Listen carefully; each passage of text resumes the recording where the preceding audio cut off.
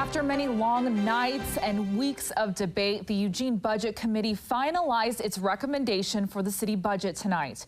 Good evening, I'm Jessica Debus.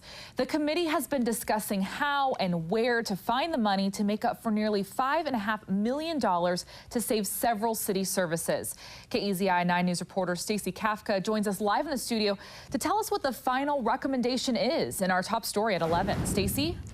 Jessica, after many public hearings, the committee is recommending a budget that doesn't cut any city services and instead provides one-time funding to continue supporting local parks, pools, law enforcement, and libraries.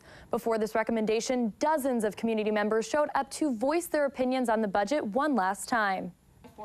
Some young community members. I do know that the Shell pool is an asset this community cannot afford to lose.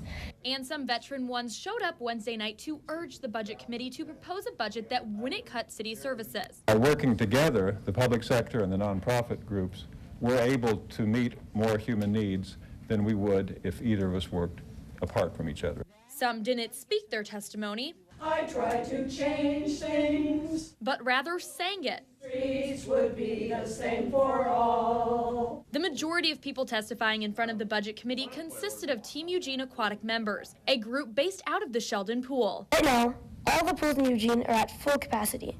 So if you close Sheldon, all the swimmers won't be able to all fit into Eco Hollow. After hearing dozens of similar requests from supporters of other city services, the committee then made some changes to its original budget proposal.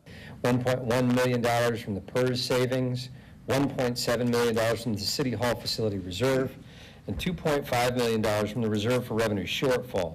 But some didn't support taking any money out of the fund to build a new city hall. But I'm really upset, very concerned about the move to take money out of the building facilities reserve. And many budget committee members agreed this fund should not be tapped into. So the committee instead proposes to take $4.2 million out of the reserves for budget shortfalls, $1.1 million out of the PERS savings, and no money out of the city facility fund.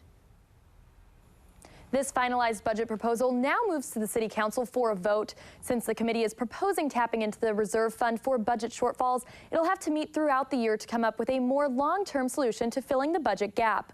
Live in the studio, Stacey Kafka, KEZI 9 News.